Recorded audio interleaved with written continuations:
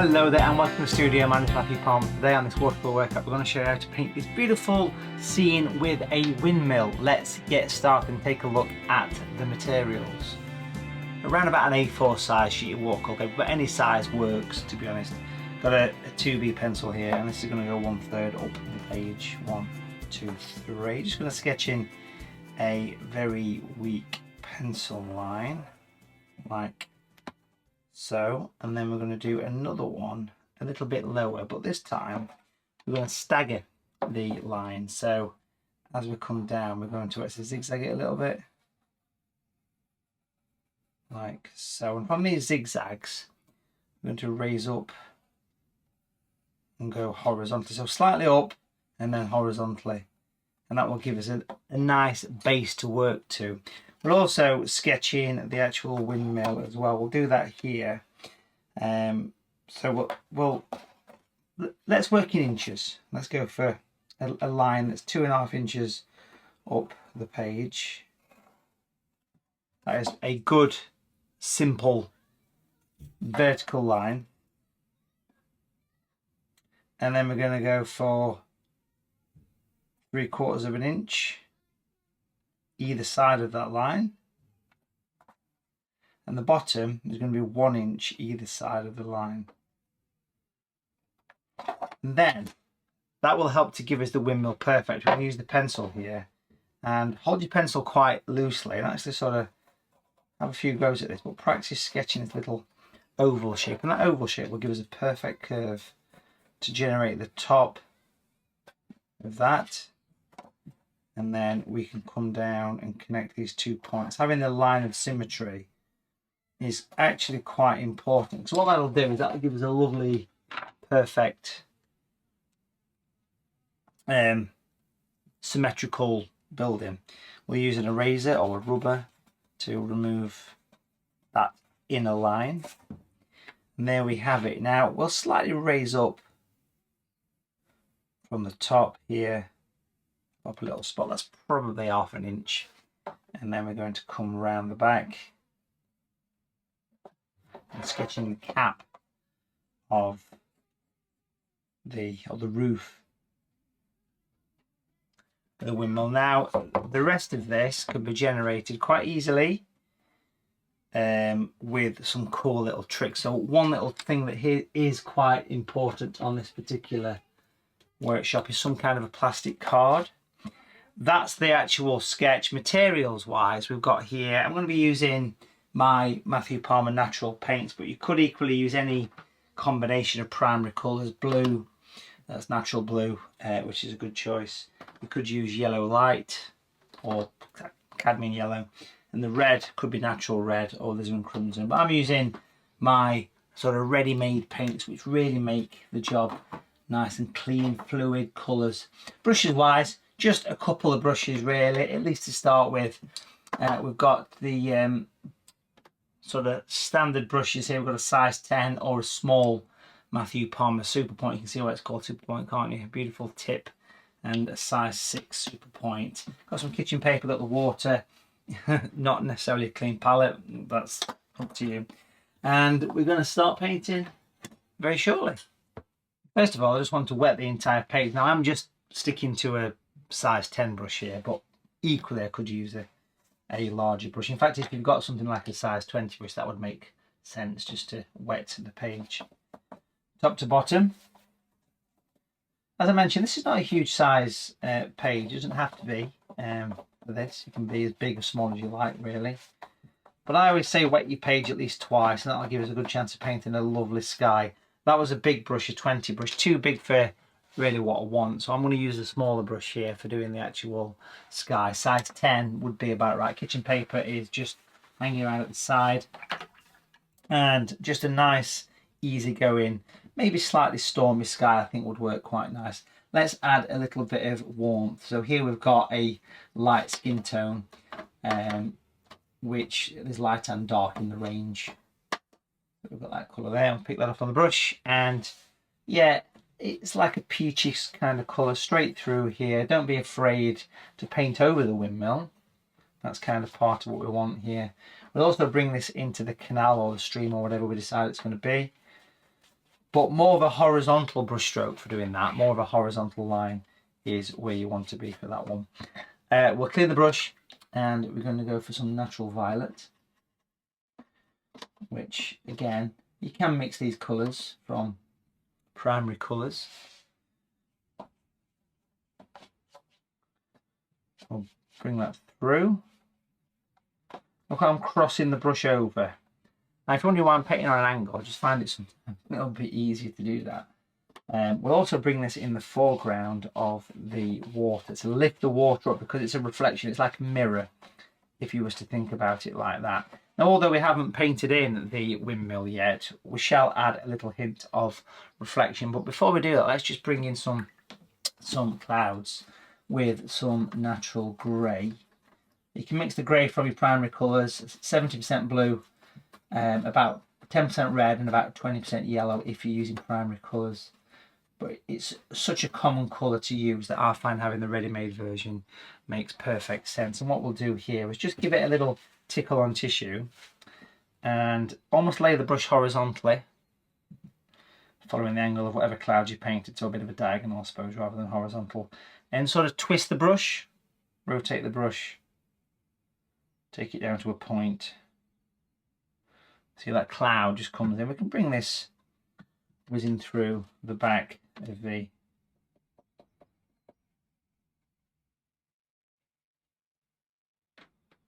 page, and maybe a smaller one just here as well.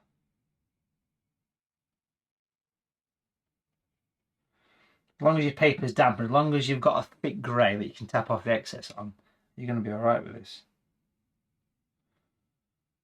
See, I could just add a bit of extra darkness here and there. Now, what we'll do with those is we'll just add a little bit of tweak, little refinement. So we'll clean the brush, wipe it almost dry. In fact, we'll even give the brush a bit of a squeeze through the fingers. So if you look at the brush, you can see it's kind of gone a bit flat.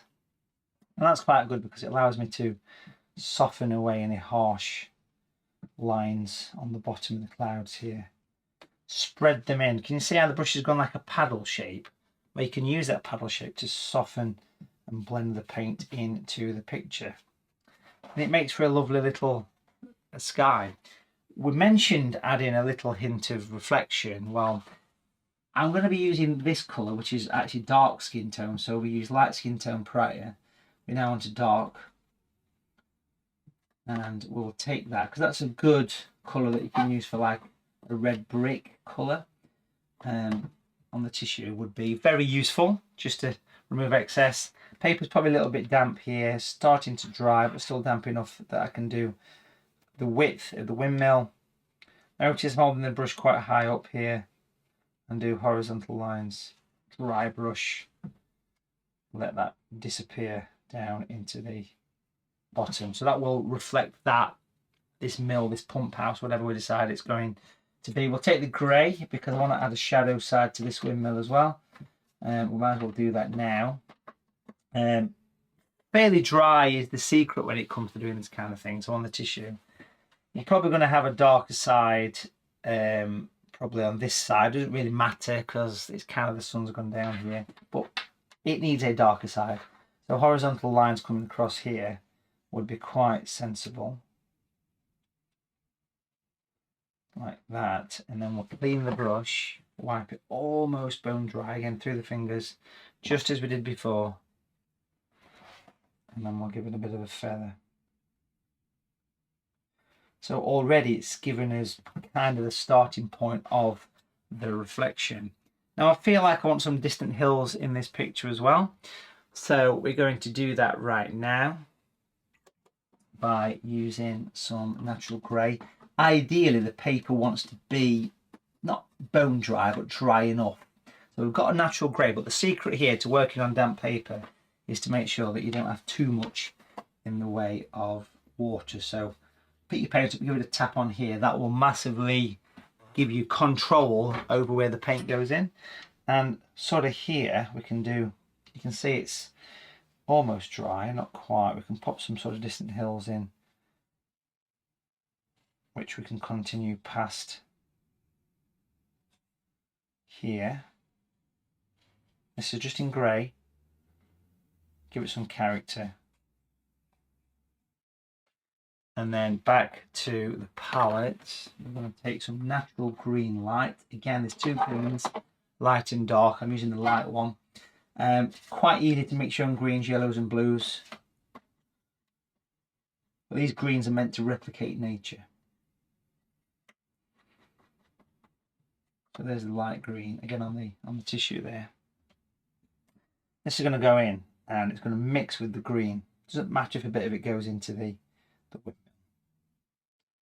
But the grey will create depth, and then the green comes down sort of into the landscape. We'll do more in the landscape a little bit later, but at this stage, just making sure we've got that nice sort of blend of colour. Clean the brush really well through the tissue, and then you can just refine this. You can just spend a moment just tweaking and refining. Just sort of wash it down into this little foreground area. And that is a good starting point. Just want to be a little bit darker here.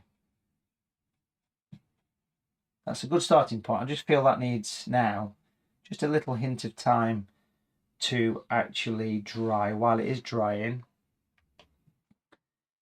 I'm going to get more grey. Like so. Little tap on tissue, still with the size 10 super point brush, medium super point brush, and add some horizontal lines just below where this sort of banking is. This will help to give reflection. You can almost paint over the banking at this point, by the way. Let your paint spread. You can go over the reflection of the windmill, not a problem. So the idea of these workouts is that quick pictures or exercises or tutorials that can cover anything from, you know, colour mixing to sketching to animals, and they allow you to go in and just add, you know, just, you don't got much time in your day. People are busy in this modern world. You can go in and have a little bit of a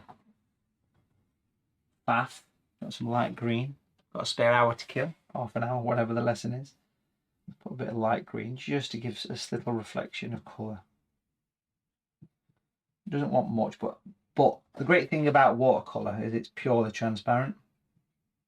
I've left a gap there, by the way, where the windmill is. So we have water, we have landscape, we have sky. That needs a little bit of time to dry. I'll come back to it shortly. Nice and dry. So we have masking tape long enough to go across the picture, removing the stickiness from the tape carefully, and then pop that on that original pencil line. It's a lovely base to work on. Make sure it's dry before you do this. That is the thing to say, definitely here. And then what we'll do is we'll take the size 10 brush. Now I am going to use quite strong colours here. Natural grey, I want the top up of that, so we'll get some more grey straight from the tube.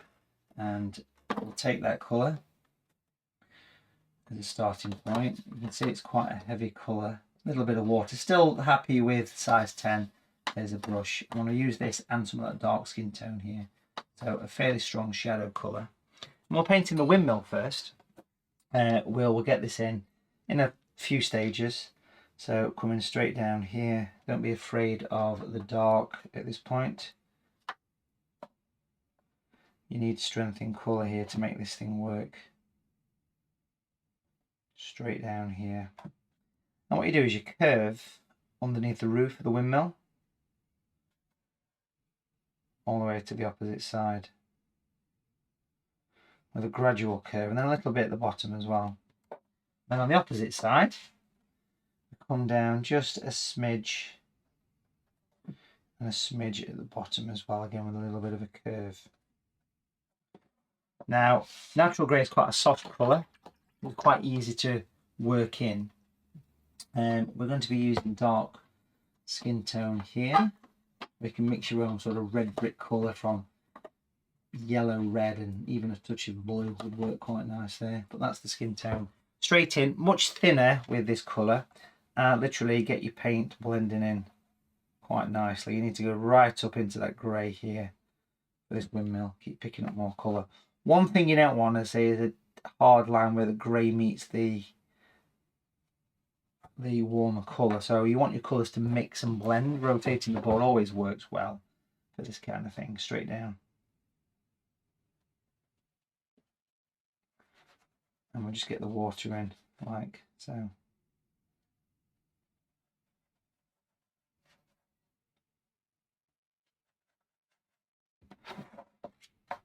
If you got any traces of any hard lines of grey, just spend a bit of time refining. You can see that nice dark transition of colour there. If you need to put any more grey in, you can just simply pick some up, but it would be nice to be nice and dark in this top corner here. That's a definite thing that you want there, because that will make it look round, you see, and give it that sort of curve. You could even clean the brush and actually wipe it on tissue and make it go flat as we've done before, just to spend a bit of time refining should you need to. While that's there, what I am also going to do is do something with the roof here. So we are going to be changing brushes for a 6 brush at this stage. And I think just using the grey would be the perfect thing to do here.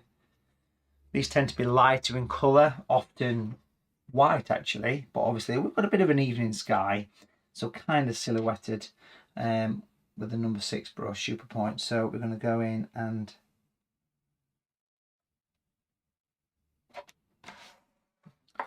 rotate the board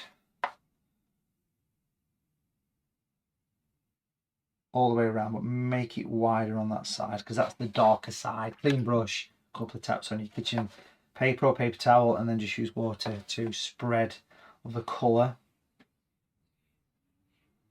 And that's giving us the roof looking nice.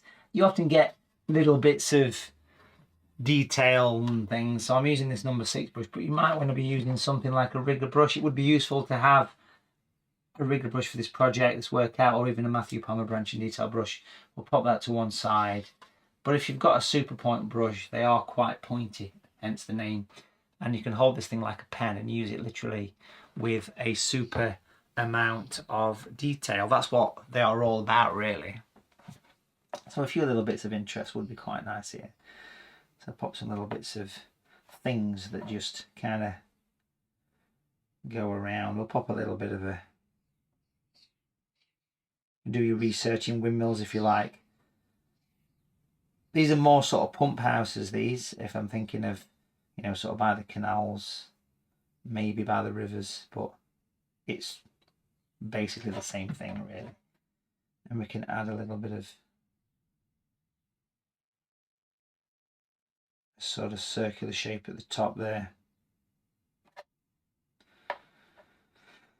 You might want to sketch these little bits of detail in first, it's up to you.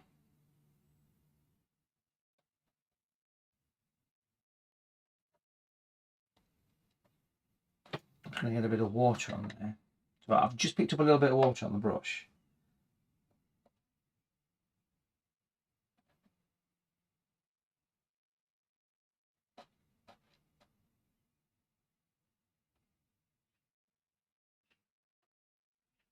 Just to give this little area some interest.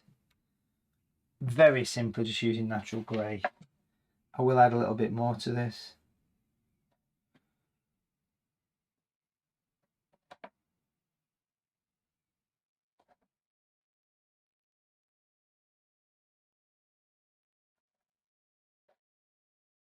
Just be a little bit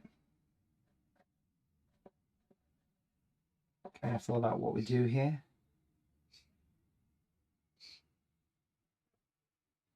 It's almost like a pit wheel, colliery wheel kind of thing.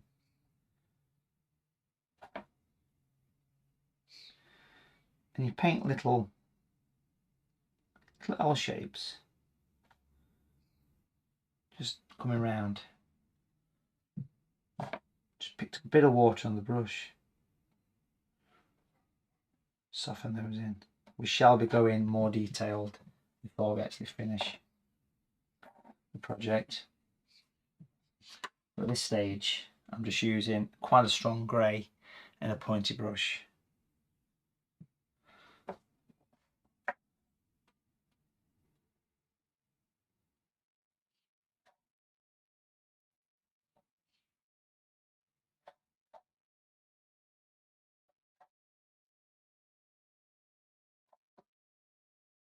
little bit of detail at this early stage. You can see it's quite straightforward to do here.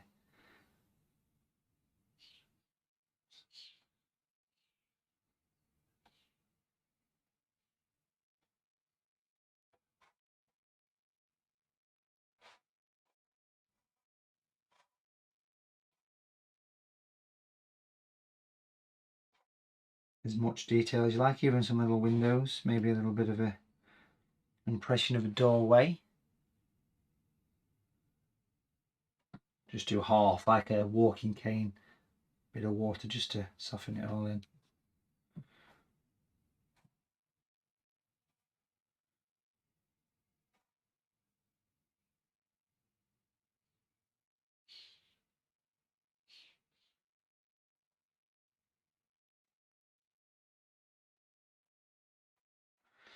A few little bits of rope hanging, you always get a few of those from those areas.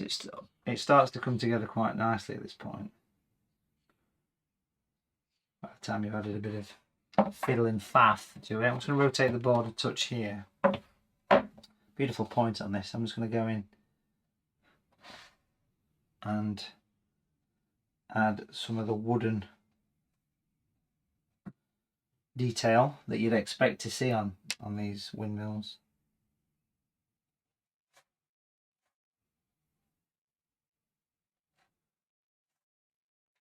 So just a little bit of detail running around. Now down here, I just want to get a very subtle kind of distant thing going off. You might want to be using a finer brush here, but a slightly lighter grey would be advisable on the tissue just to remove it. So we've got a little bit of grey on there. And I just want to add a few little impressions of distant field, a few spots and dabs.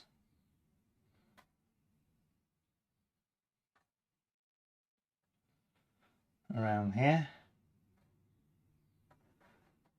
And then if you can try and make these lines get thinner as they go into the background, you can create an interesting depth effect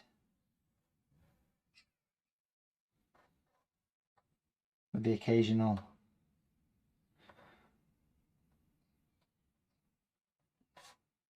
little tree, bush, whatever you decide it to be. Over here. Of course, we continue some of this over into the background. You sort of twist the tip of your brush as you do these, and it gives you that nice impression of distant hedgerows and fields.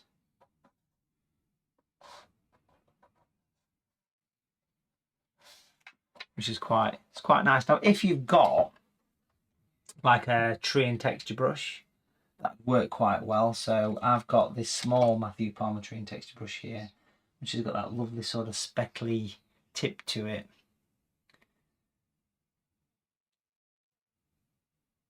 It's good for stippling trees while the masking tape's on. I'm just going to very simply take some of this colour here. This is actually natural green.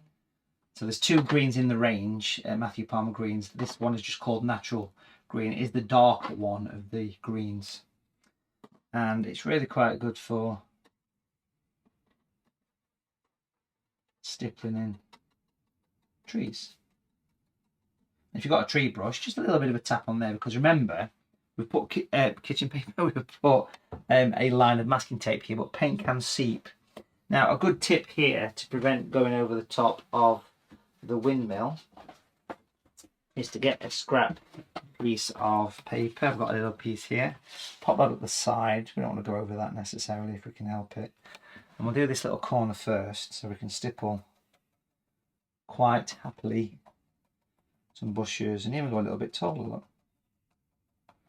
3 even trees. This is the smallest one of the tree and texture brushes. There's 4 sizes, extra large down to small, just like clothing. I would probably be tempted to add a bit of grey in there as well, just to give a bit of base, a bit of variation. Other than that, quite a straightforward little thing to do. But yeah, certainly a bit of grey just to give shadow. But you can see that's quite nice. I often think if you grab a size 6 brush and take the green, and you can just add a few little individual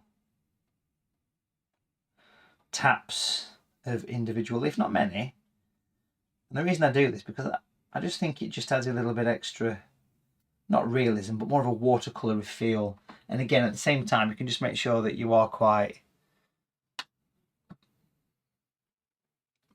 dark towards the bottom. So as well as using the green here and adding a few spots and dabs around the tree just to give it a bit more oomph, just grab a bit of grey and add some into the bottom. Make sure we are quite dark down there. Little taps. Make sure it's got a lovely dark edge because that'll really make it. You can just see a hint of the background fields, you see. If I tilt it forward, you can see what we've done there. Of course, that effect would run all the way across on the other side, the other side. So I'll get the green, bit of a stipple, a little green there. This is the darker one, not the one we used in the background. I'm giving a bit of a little bit taller there, maybe. Literally using the flat part of the brush here to stipple away. But you can see why we need to add a bit of green, can't you? Just really puts the cap on. As I get close to the windmill, I'll pop this on here. I don't want to go over the top of the windmill with this. And maybe a little bit taller. Should be nice and crisp and close up there. In fact, we'll keep it small actually. Again, certainly get the grey on the brush, just as we did on the opposite side. Don't be afraid to use strong grey. It's not a problem to use strong grey.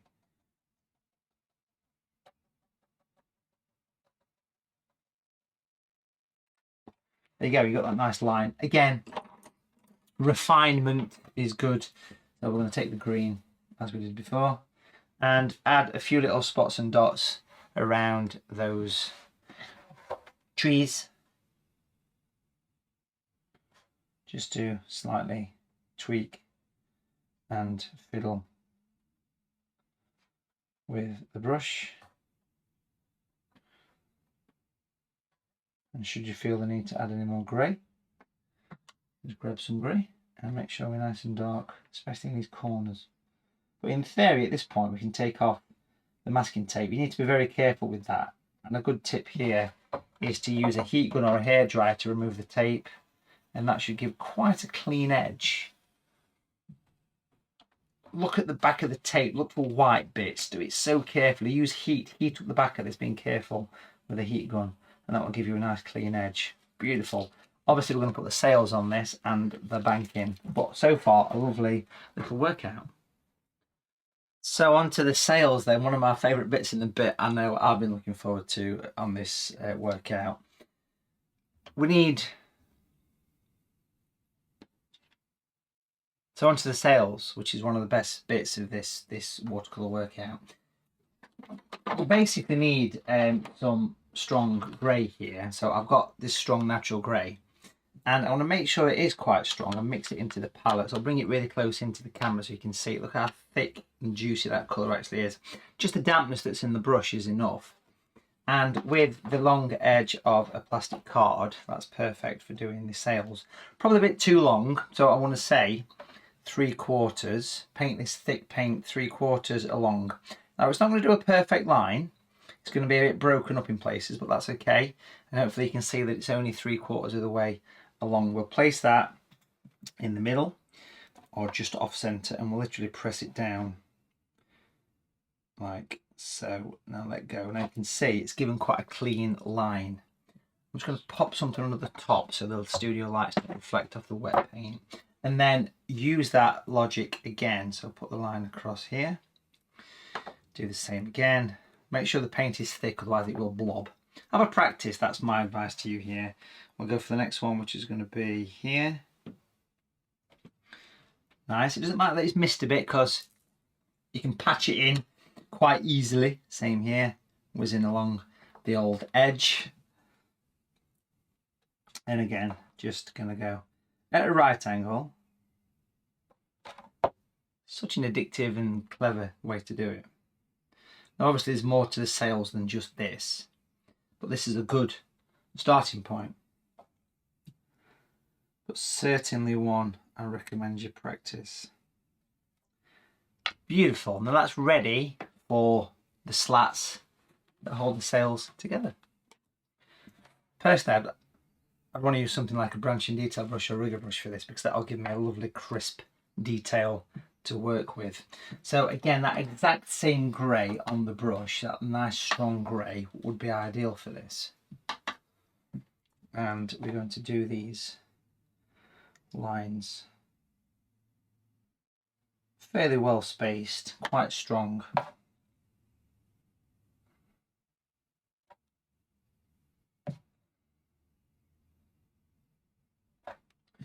And then you sort of connect them together. Now I would do them individually to give more character.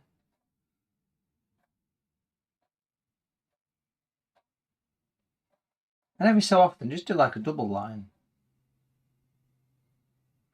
and some little diagonal bits, because it's these sort of things that give the sails the most amount of character.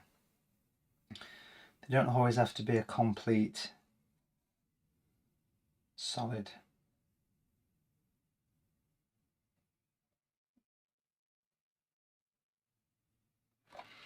And the little blobs that you got by mistake, you can sort of turn them into things. But you can see how effective they actually are, can't you?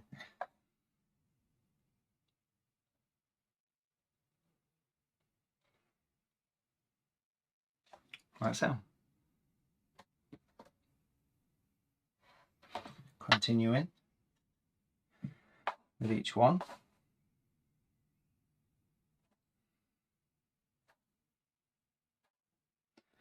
I would just say maintain the angle throughout them, rotating the board to get more comfortable.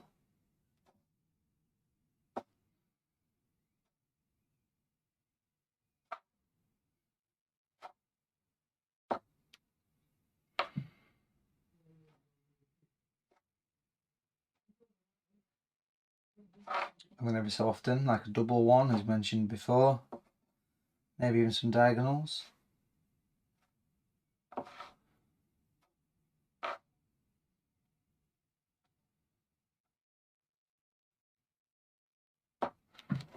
It all adds to it. Nice character is exactly what we're looking for here. Quite often you'll find yourself going back in and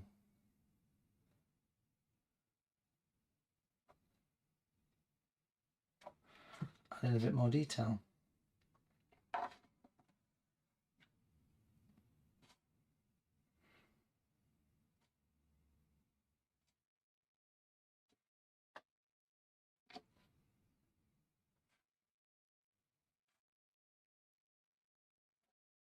Doesn't matter that it goes over the top of that sail, as long as the grey is strong enough and dark enough.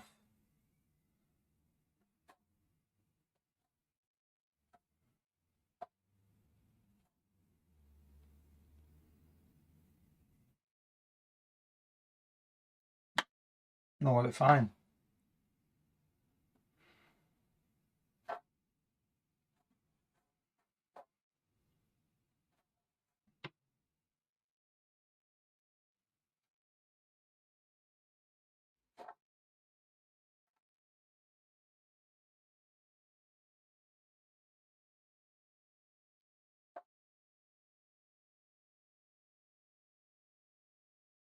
Like so. So it just, you sort of make your own thing up here, don't you? You know, and that's what's really good about it. Now, obviously, if you was doing this in a very detailed way, close-up, large way, then you can be a lot more adventurous with detail and things. But, you know, you can go as far as you like. This being a workout, we don't want to be too worried about every nut and bolt of this thing. See that one overlaps? I've got a trick here to help that. Just going to pop something under the top of the board to control the studio lighting, reflecting.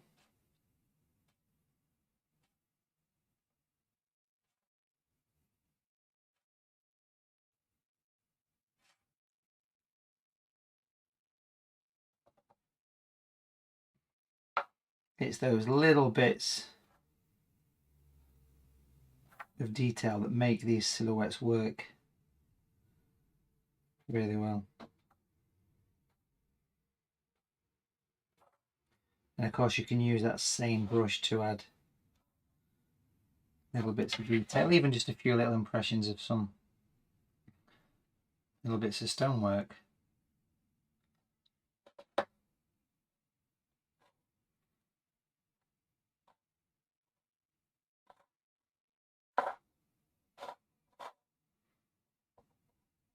Perfect. Lovely. So we'll come back to that once it's dry and put some highlights in. And of course, as well as using the grey for brickwork, we've got the skin tone. We've got some here. You can grab some of that. Got a bit mixed with the grey actually, which is fine. It's a bit darker, that's all. On the tissue. Back to the size 6 brush for this actually, which will work really well. And I just feel that it needs a little bit of old brickwork. So there's little sort of diagonal flicks on some of the lighter parts. You can be as precise or as loose as you wish with all this stuff. It's up to you to decide how much you want to go.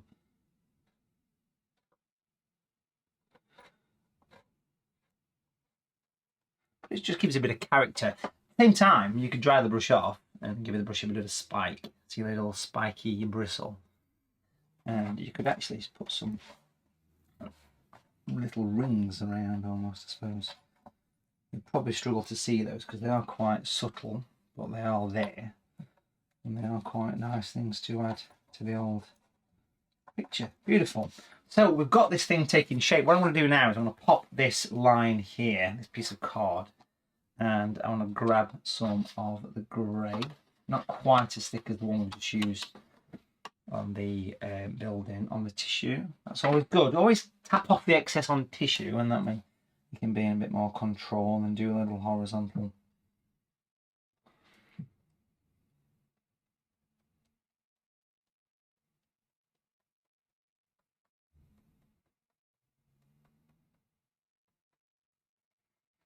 Little horizontals, and it just makes that reflection look a little bit more obvious. You could do the same on this side as well.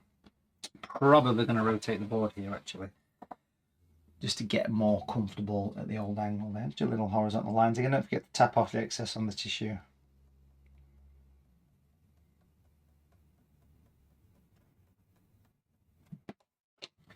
And that way it makes the reflection more reflection.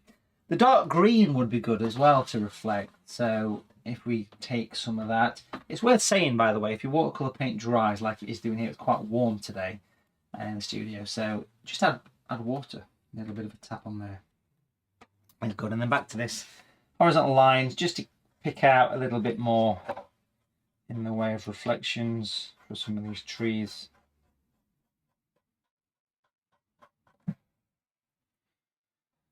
Especially on this side, you've got some lovely tall trees coming in here. This one here, this will really reflect nice with the green.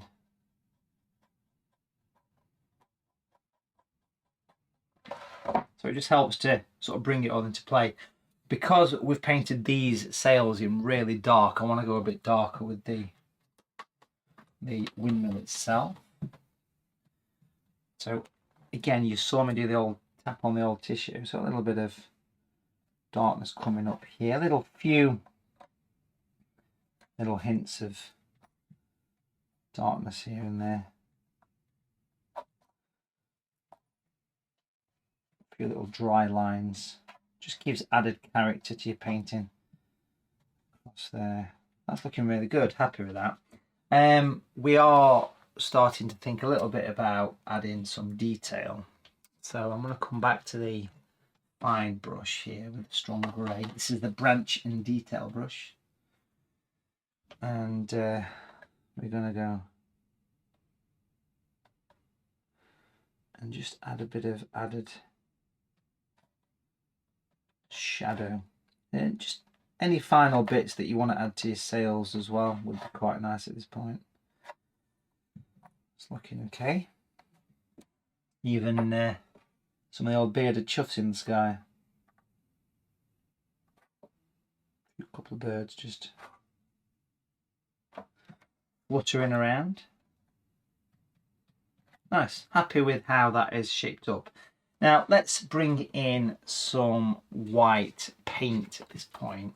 Matthew Palmer white is good. It's liquid. It's really easy to work with. But white gouache, white acrylic is a good choice here. Probably the best brush for this would be the rigger brush. Tiny bit of water is all you need when you use white. You don't want a huge amount. But you can just add a few little highlights here and there, especially to areas like where the sails are overlapping the building, the darkness. What do you call negative painting this?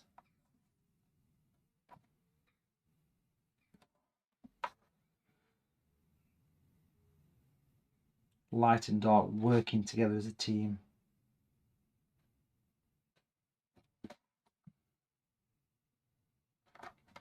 Can you see that little bit of white paint lifts it up?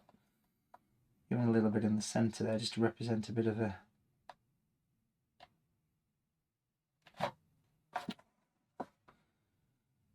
like a junction point. Brill. Even just a little hint of a bit of detail around the windmill.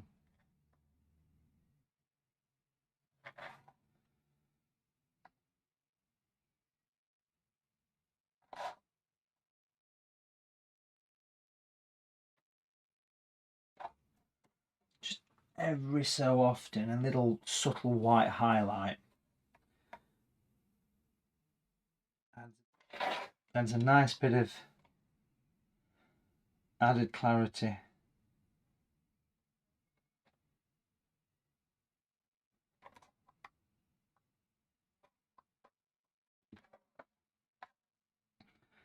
Some little hints of detail around there. Doing a little highlight on one side of the door.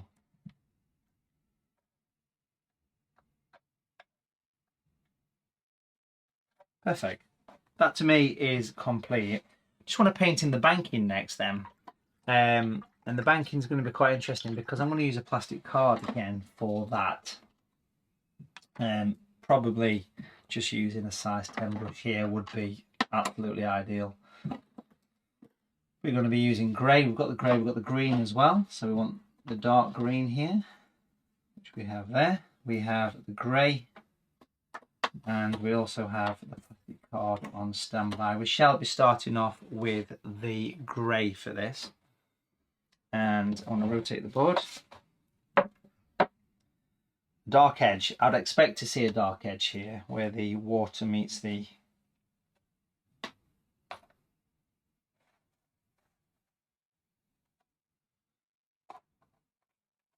banking. So quite strong grey. This is the same grey we've been using throughout. Size 10 being the brush. A few lines going up. Green brush. And the green.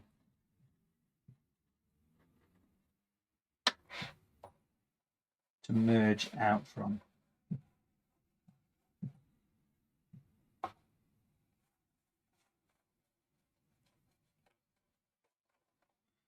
So make sure the green melts in. I'd also recommend that you get some light green in this one as well. We've still got here, look, from the background. Not quite strong with that.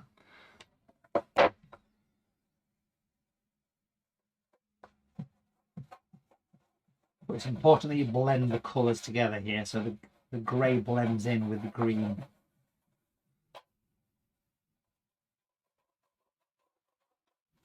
And the grey. all mixed together. But that looks really good, don't it? You can see that sort of little banking there with the light casting. But look how I can put the brush in the grey and spread it back.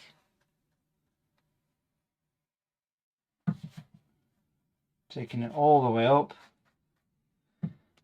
If it's nice and damp still, you can bring in your plastic card. If not, dampen your brush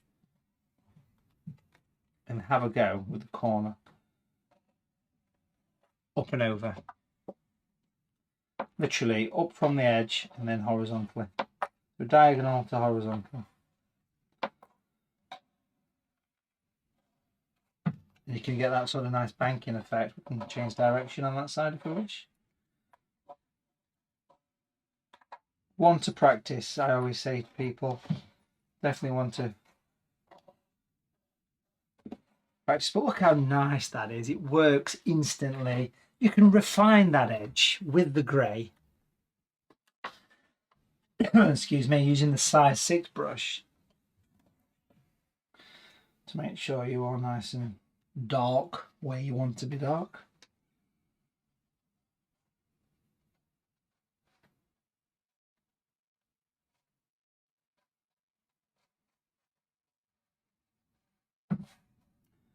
Make sure the trees are nice and dark at the bottom. Literally finishing touches now, just to finish off this workout.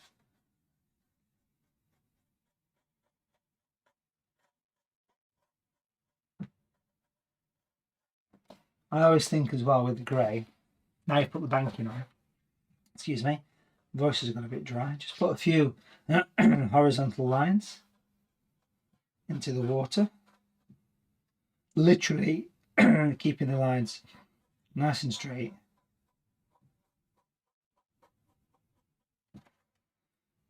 And it helps to bridge the gap between the land and the water. I also feel we should massively dilute the grey.